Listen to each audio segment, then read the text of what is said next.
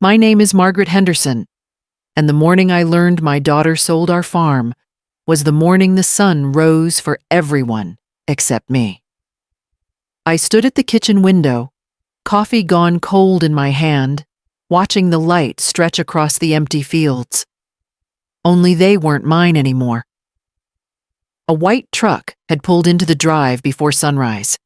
Two men in neon vests stepped out carrying clipboards and rolled blueprints. I thought they were lost, but when one of them said, "Ma'am, we'll be starting survey work here today," something inside me cracked. I told him this was Henderson land, always had been. He just looked at me the way people do when they don't want to be the messenger. "We've got the papers," he said. "Signed last week. New ownership under Brandon Keller and Associates." Brandon, my daughter's fiancé. The sound that left my throat wasn't a word. It was air, like someone punched me from the inside. I walked out barefoot into the yard, the morning grass wet and cold, and stared at the fields stretching toward the tree line. The same fields my husband Frank had plowed every spring until the year the heart attack took him. The same soil I'd buried him beside. The men went about their work measuring and marking while I stood there frozen. I wanted to scream to demand answers, but I couldn't remember how to speak. By the time they left, the sun was high and my world felt smaller. I called Lily, my daughter, 3 times before she picked up. Her voice was brisk, distracted. "Mom, I was going to tell you this weekend," she said. "We sold the farm. It's done." "We," I whispered. "You mean you?" She sighed. "Mom, please don't make this harder. You'll love the new place. It's a condo in Indianapolis, close to me and Brandon. You won't have to deal with all that work anymore." All that work. She said it like it was a burden, not a life. I looked around the kitchen, the worn linoleum, the calendar still flipped to last month. Frank's old jacket hanging on the chair, and I realized Lily hadn't been home in months. Maybe she forgot what this place smelled like. When I asked her why she didn't tell me, she said I didn't want to upset you. Upset me. As if losing the last piece of her father wouldn't break me. "I don't want a condo," I said. "I want my land." "Mom," she said softly, like talking to a stubborn child, "the papers are signed. You can't undo it." I hung up, not because I was angry, but because I didn't trust my voice to come out steady. The rest of that day felt hollow. I walked through every room, the living room where Lily took her first steps. The kitchen table Frank built by hand, the hallway lined with photographs that now looked like strangers staring back. Everything felt temporary, as if the walls already knew they were leaving me. That night, I packed a small bag, just clothes, my wedding ring, and the old ledger Frank used to keep track of harvests. I didn't know where I was going, only that I couldn't stay. As I stepped outside the porch, light flickered, casting long shadows across the yard. The for sale sign was already staked by the mailbox, bright red against the dark. It hadn't been there that morning. My daughter must have signed everything earlier than she said. The stars were clear above, sharp as glass. I thought about calling her again, about begging, but pride can be louder than pain. Instead, I whispered to the wind, "You sold my soil, Lily. You sold my name." I climbed into my old Ford truck and started the engine. The headlights washed over the barn, the same barn where Frank once carved our initials into the doorframe, M+F, 1987. I ran my fingers over the letters one last time before driving off into the dark. I didn't look back, because sometimes looking back is how you die a second time. The next morning, I woke up in my truck behind Dottie's barn. The windows were fogged and the air smelled like hay and old rain. Dottie and I had been friends since high school, back when we both thought life would be simple: marriage, family, Sunday church, and land that stayed in the family. But nothing stays. Dottie walked out of the barn in her robe holding 2 steaming mugs. She didn't ask why I was there. She just said coffee's hot and handed me one. We sat on the tailgate in silence, watching the mist rise off the cornfields. They sold it, didn't they? She finally asked. I nodded. Lily and that fiancé of hers. Her mouth tightened. Brandon Keller. Heard he's been buying up half the county.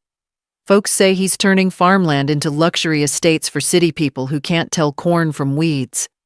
I felt something twist in my chest. He used my daughter's trust to get what he wanted. Dottie didn't argue. She just reached over and squeezed my hand.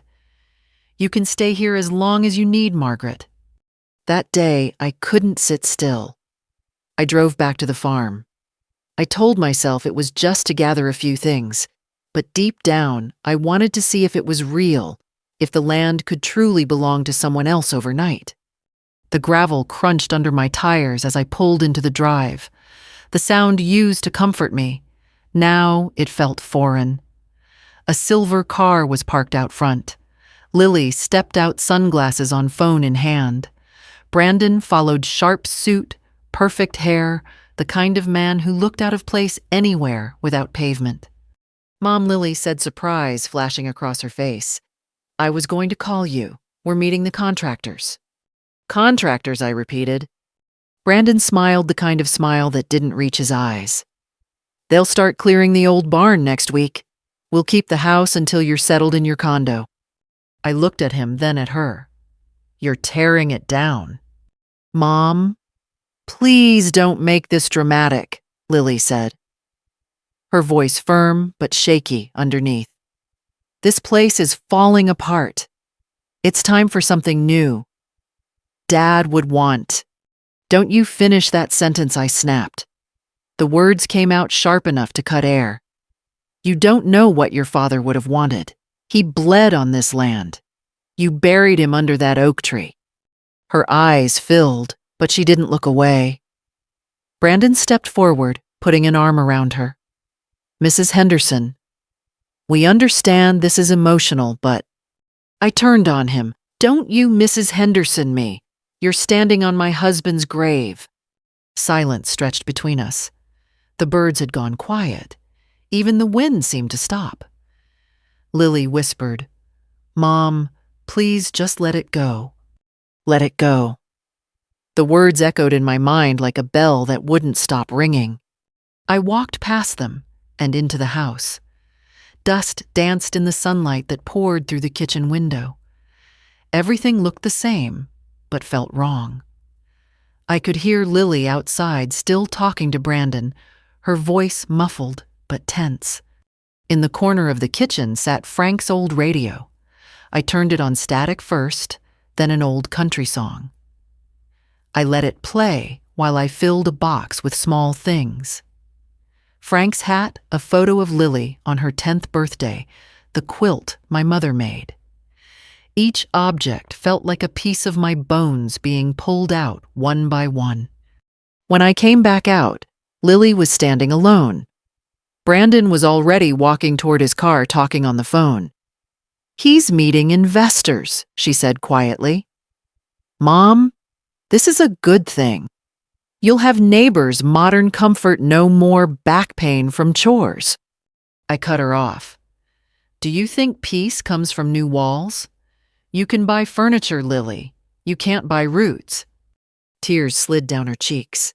I didn't mean to hurt you. I believed her. But belief doesn't undo betrayal. That evening, I parked my truck at the edge of town, near the small diner where Frank and I used to eat Sunday breakfast. I watched the sunset reflect in the glass and thought about all the years we'd worked, that land drought storms, laughter harvest dances in the barn, all gone in a handshake I wasn't part of. A waitress I didn't recognize came out to toss garbage and spotted me. You okay, ma'am? She asked. Just watching the sun, I said, trying to remember when it used to rise on my side of the fence. When darkness fell, I drove back to Dottie's barn and parked under the same light. Inside, the hay smelled warm, almost like home. I lay down in the truck bed, clutching the photo of Lily as a child smiling in her overalls, mud on her cheeks. Back then, she'd said she wanted to grow old on the farm, just like her daddy. Before I closed my eyes, I whispered, "I hope one day you remember who you were before he taught you how to forget." I stayed at Dottie's barn for 3 more nights. The place was quiet, the kind of quiet that used to mean peace, but now just meant distance. I helped her feed her goats, sweep the stalls, anything to keep my hands moving. But every time the wind shifted, I could smell the dirt of my own land somewhere beyond the tree line, and my chest would tighten like a pulled wire. On the 4th day, I drove back again.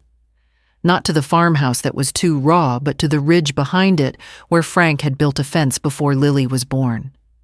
From there, I could see almost everything: the fields, the barn roof, the old oak tree shading his grave. Only this time, a new sign stood at the edge of the road. Henderson Estates luxury homes coming soon. It felt like seeing my husband's name carved on a tombstone for the 2nd time. I went into town that afternoon to clear my head. At the feed store, I could feel eyes on me. Everyone had heard news travels faster than tractors in small towns. People tried to be kind, but pity has a smell. A woman from church said at least she's keeping it in the family right, and I almost laughed. At the post office, the clerk asked if I'd gotten my moving notice. That's when I realized Brandon had changed my address on file. Everything Bill's mail property tax was rerouted to his office. He hadn't just bought the farm, he'd bought my name on paper. That night, I drove to the local farmer's market where Dottie sold pies. I helped her pack up, and when the crowd thinned, she asked, "You gonna fight this?" "I don't even know where to start," I said. "He's slick, Dottie. Knows all the legal corners." She tilted her head.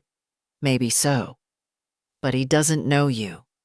I smiled for the first time in days, because she was right, he didn't. The next morning, I found the old lockbox Frank used to keep in the closet. Inside were his will tax papers and a map of the property lines he drew by hand. I ran my fingers over the pencil marks.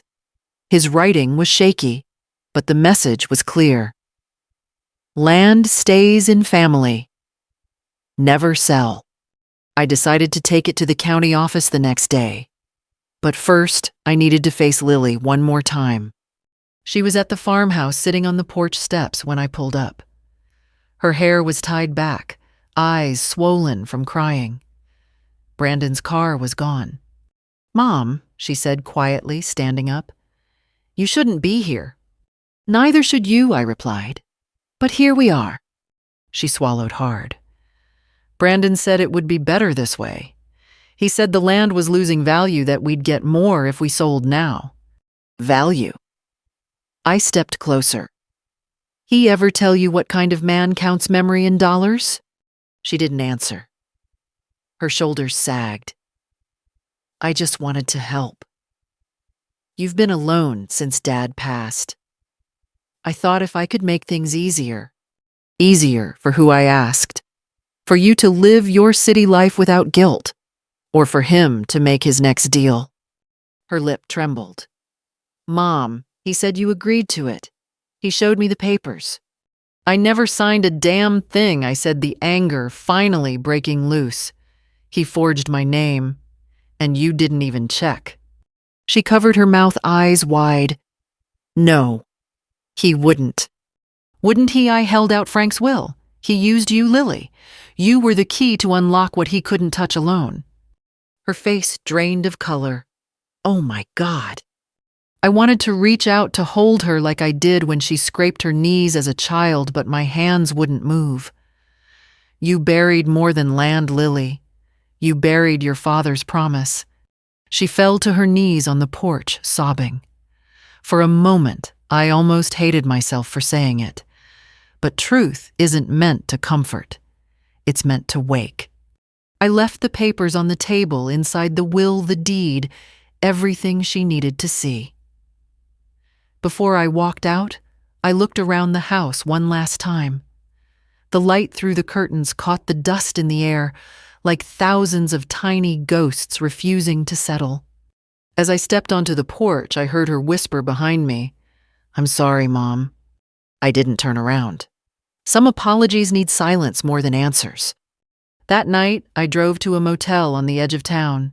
Cheap sheets flickering light smell of bleach. I laid the map on the bed and stared at it for hours. The lines Frank had drawn still held their place even if the world around them didn't. When I finally closed my eyes, I dreamed of the farm, as it was Lily chasing fireflies. Frank laughing under the porch light, me calling them in for supper. The kind of memory no man can bulldoze. By the end of that week, the town knew every detail or thought they did. Small towns don't need newspapers. They have coffee shops and church basements. Every whisper grows roots. I became that woman whose daughter sold her out. Some offered sympathy, others curiosity. Either way, it felt the same, like standing behind glass while everyone studied the pieces of my broken life. Dottie told me to ignore it. "People talk because they're afraid of being next," she said. But I couldn't shake the feeling that my shame had become entertainment. Still, I had to keep moving. I found small ways to keep busy helping at the farmer's market, organizing bake sales, anything that kept my hands from trembling. On Saturdays, I sold jars of strawberry preserves at a table near the courthouse steps. The older women liked to talk about recipes. The younger ones asked for advice on raising kids. Nobody mentioned the farm, but I could feel the questions behind their smiles. One morning, as I was packing up, I heard someone say my name. It was Sheriff Evans Frank's old fishing buddy. "Margaret," he said gently. "I heard about the property sale. You holding up okay?" "I've been better," I said. He nodded slowly. "If you ever need someone to look over those papers, bring them by. Folks like Keller don't always play clean." That night, I couldn't sleep. I took out the will again, tracing Frank's handwriting under the lamplight. The words "never sell" seemed to burn right through the paper. I remembered something the clerk at the post office had said, that my address had been changed. Brandon must have done it to receive official notices himself. I realized then this wasn't just betrayal. It was fraud. The next morning I went to the county office. The clerk recognized me right away. "Mrs. Henderson," she said softly, "I was just about to call you. There's been activity on your property file ownership transfer and zoning requests." She handed me a folder. My stomach dropped when I saw my own signature, only it wasn't mine. It was close, almost perfect, but Frank's old fountain pen left a specific curve on my H's that this forgery didn't have. I looked at the clerk. "Can I get a copy of this?" She nodded. "I'm sorry, ma'am. I wish I'd known sooner." As I walked out of the building, I saw a flyer pinned to the bulletin board. Luxury model homes coming to Henderson Estates. It had Brandon's face on it. Smiling. Confident. The kind of smile people trust until it ruins them. I tore the flyer down and folded it into my coat pocket. That evening, I met Dottie at the diner. She poured 2 coffees and asked, "You find what you were looking for?" "I found his fingerprints all over my life," I said. "He forged everything, even my name." She leaned back, exhaling through her teeth. "You gonna take it to court?" "Not yet," I said. "If I do it now, he'll twist it into something ugly. I want Lily to see who he really is, not who he pretends to be." Dottie looked at me for a long moment. "That's a dangerous kind of patience." "Maybe," I said, "but it's the only kind I've got left." The next few weeks passed like slow rain. The bulldozers hadn't started yet. Permits take time, but I could hear them practicing nearby, growling through the air like a warning. I drove past the property one afternoon and saw survey flags sticking out of the ground bright red against the brown soil. A temporary fence had gone up too, locking out everything that once felt like home. Across the road, Mr. and Mrs. Jacobs were loading boxes into their pickup. They offered us triple market value, Mr. Jacobs told me. Couldn't say no. I forced a smile. I understand. But I didn't. Because what price fits 30 years of sunrises and calloused hands? That evening, I went home and made a list every document, every signature, every date. I even noted how my signature was misspelled Henderson with a slightly different loop on the second E. Frank always said the devil hides in details. He was right. At night, I'd lie awake thinking about Lily. I replayed every conversation we'd had since Frank died. Little clues I'd missed. The way she started talking about downsizing. The way she stopped visiting on weekends. Maybe this betrayal didn't happen overnight. Maybe it grew quietly like weeds under the floorboards. On Sunday, she called. I almost didn't answer, but something in me needed to hear her voice. "Mom," she said softly, "Brandon's been acting strange. He won't tell me where the money went. He says it's tied up in escrow." I said nothing. "Did you ever get the paperwork you wanted?" she asked. "Yes," I said, and I saw what he did. Her breath caught. "What do you mean?" "I mean Lily," I said carefully. "He didn't just take the land. He took your father's promise and used your name to bury it." There was a long silence. Then, in a voice small as a child's, she said, "I don't know what to do." "Come home," I said, "but come alone." When the call ended, I sat in the dark staring at the old photo on my nightstand. Frank in his straw hat. Lily perched on his shoulders, both laughing into the sun. I whispered to the photo, "I'm bringing her back, Frank. Even if I have to burn every lie to the ground." Lily showed up 2 days later. No makeup, no fiancé, no smile. She parked halfway down the gravel road and walked the rest of the way like someone heading into a confessional. I was sitting on the porch of Dottie's house, coffee in hand, waiting. When she stopped at the bottom of the steps, she looked smaller than I remembered, not by height, but by weight of conscience. "Mom," she said softly, "I didn't know. I swear I didn't." I nodded toward the empty chair. "Sit. Tell me." She sat, clasping her hands so tight her knuckles turned white. "Brandon said everything was legal. He told me you'd signed the papers while I was out of town, that you wanted a quieter life. When I asked to see the documents, he showed me copies with your signature." I didn't question it. "You should have," I said, not cruelly, just fact. "You know my handwriting better than anyone." "I know," she whispered, eyes glistening. "I just wanted to believe him." I took a long sip of coffee before speaking again. "Do you love him?" She hesitated. I did. Or maybe I loved who I thought he was. Silence fell heavy between us. Out beyond the fields, I could hear distant engines, construction trucks, working on someone else's future. I stood up and went inside, returning with Frank's old folder. I set it down on the table. "Your father wrote this before he died.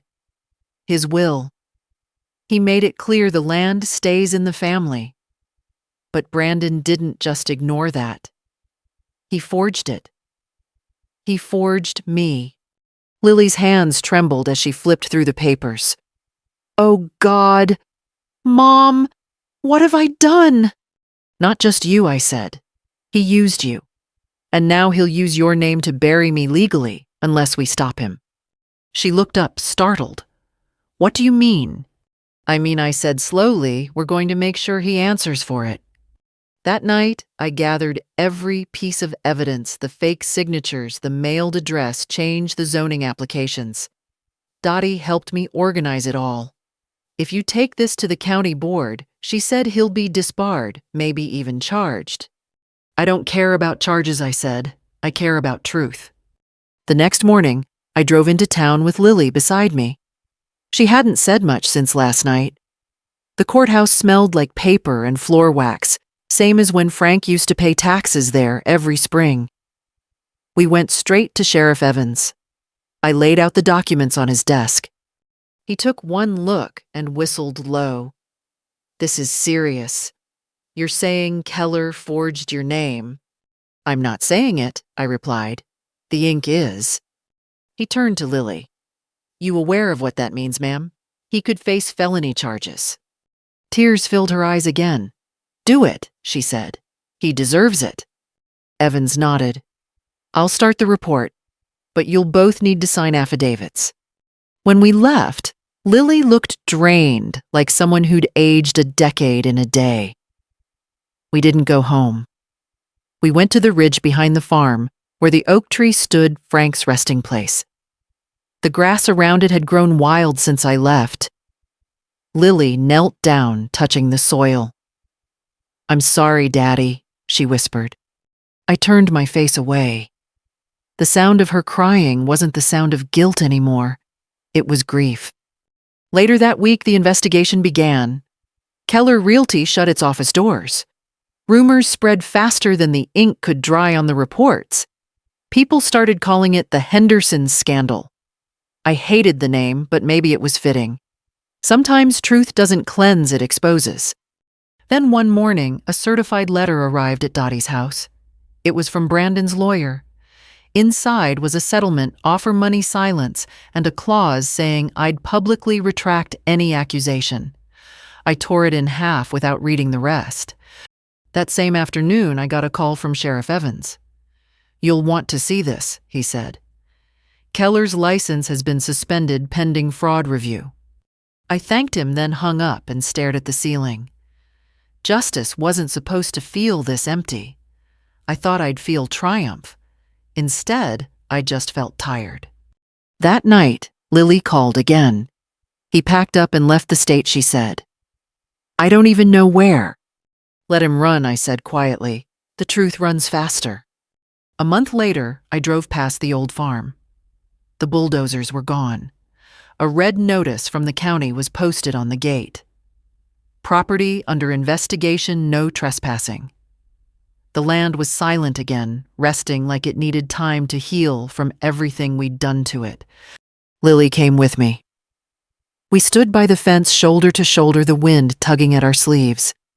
She said, "I don't know how to make it right." I smiled faintly. "You start by remembering. Remember who you are and who we were before he made you forget." She nodded, tears streaking down her cheeks.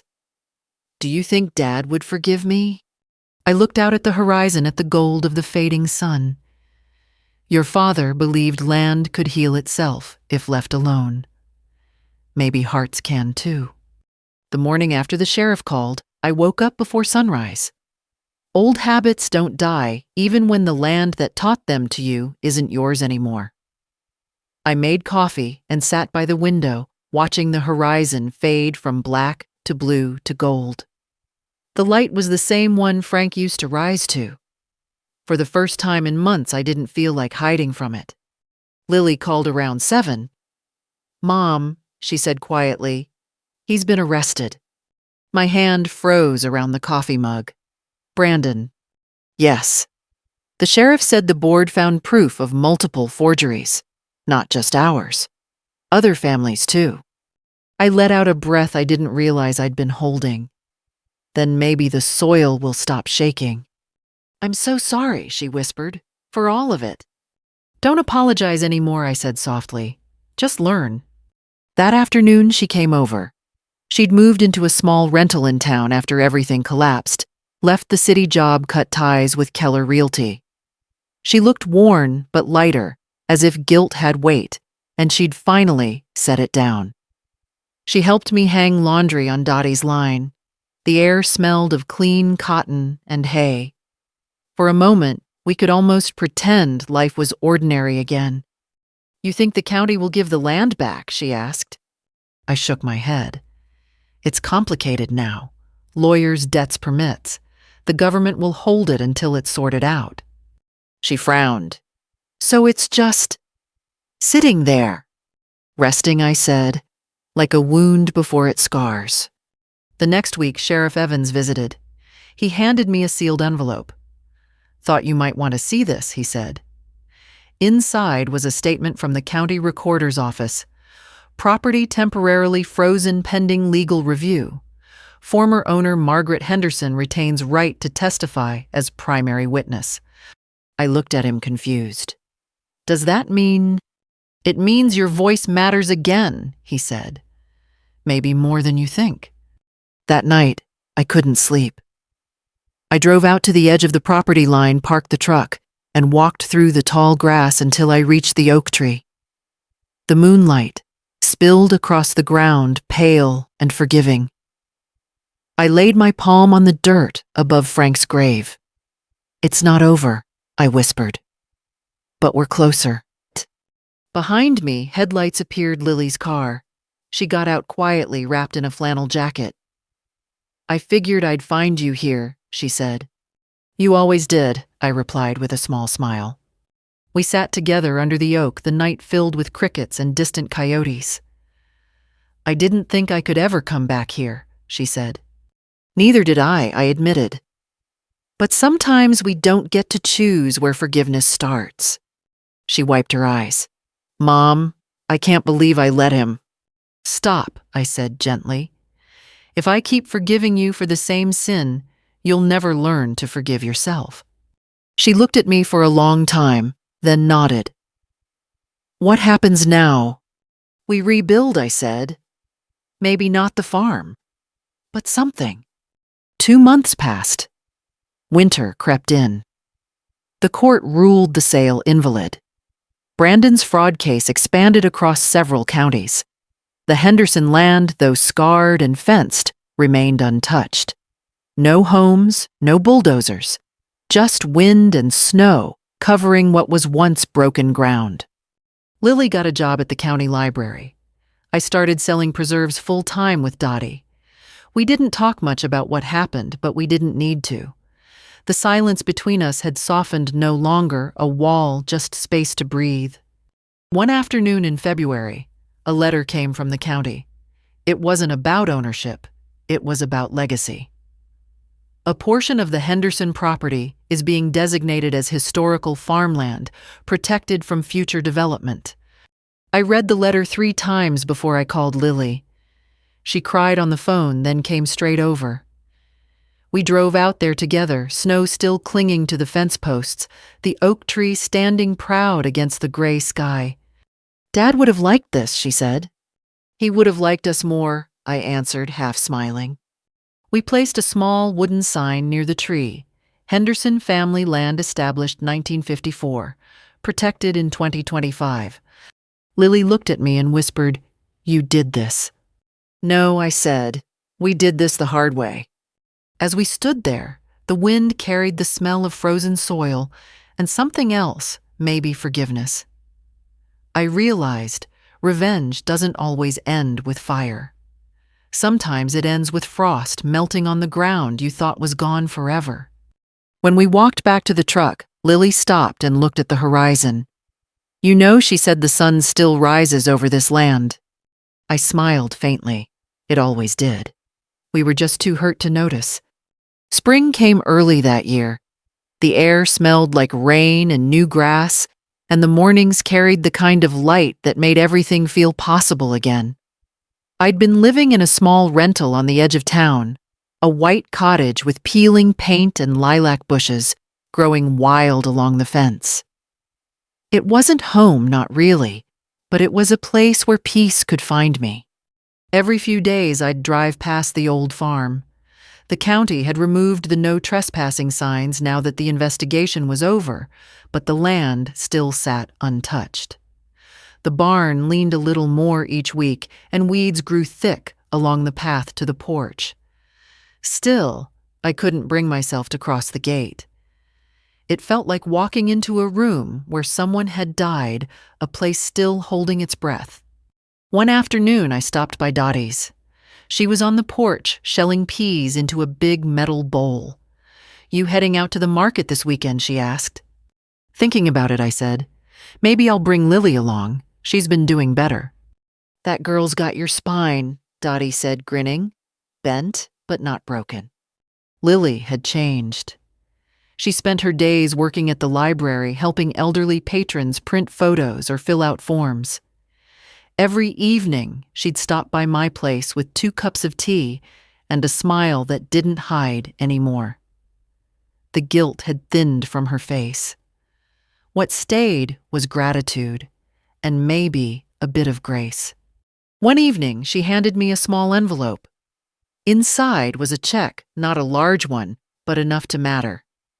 "It's from the County Restitution Fund," she said, "for families affected by Brandon's fraud." I looked at the number, then at her. "What are you planning to do with yours?" She smiled softly. "I was hoping you'd help me plant something." A week later, we stood on the edge of the Henderson land, again shovels in hand. We couldn't farm it by law, it was now protected soil, but we could restore what had been broken. We decided to plant wildflowers where the bulldozers once threatened to dig. The seeds came from Dottie's garden, marigolds, asters, sunflowers. It wasn't about profit. It was about color life and forgiveness taking root. As we worked, Lily said quietly, "Do you ever think about revenge?" I stopped leaning on the shovel. "Every day," I admitted. "But not the kind you see in movies. Real revenge is getting up in the morning and choosing not to let the hurt turn you mean." She smiled through tears. "Then you've already won." The flowers took quickly in that good Indiana soil. By early summer, the fields shimmered with gold and violet under the sun. The town started calling it Henderson Meadow. People came to take photos to remember that something beautiful could grow out of something ruined. One afternoon, a reporter from the county paper showed up at my door. She was young, polite, and full of curiosity. "Mrs. Henderson," she said, "your stories inspired a lot of people. We'd love to feature you in a piece about local resilience." I hesitated. "I'm not sure I'm the face of resilience." "Maybe not," she said, smiling, "but you're the voice of it." That evening, the article ran online. It was simple, just a picture of me and Lily standing in the field with the headline, "From Betrayal to Bloom, How One Indiana Mother Turned Loss into Legacy." The next morning, my phone buzzed nonstop. Old friends called, strangers wrote letters. Some shared their own stories, wives, mothers, daughters who'd been betrayed but found their way back to themselves. One woman wrote, "You reminded me that forgiveness isn't surrender, it's survival." When I finished reading the letters, I drove out to the meadow alone. The sun was setting low, spilling gold across the horizon. I sat by the oak tree, Frank's tree, and let the breeze carry the smell of flowers and soil. I spoke aloud, not to anyone, just to the wind. "We made it, Frank. Not the way we planned, but we made it." A small sound broke the silence. It was Lily, walking toward me holding 2 cups of coffee. She sat beside me, and for a long while we said nothing. Just watched the sun dip behind the hill. "Do you ever miss the old farm?" she asked. "Every day," I said, "but I think the land found its peace, and so did we." She nodded. "I'm proud of you, Mom." I smiled. "No, sweetheart. I'm proud of us." We sat there until the light faded and the crickets started their nightly song. I thought of all the women out there like me, women who'd been buried by betrayal, yet still found a way to rise. I looked out across the meadow and whispered, "To anyone listening, don't give up your soil, your voice, or your heart. Some things can be sold, but they can never truly be taken." Then softly to the invisible audience I've come to know so well, I said, "If this story found you, share it. Maybe it'll reach another woman standing at her own gate, wondering if she has the strength to begin again. Subscribe if you believe that even broken ground can bloom again." The sun slipped below the horizon and the wind carried the last light over the flowers.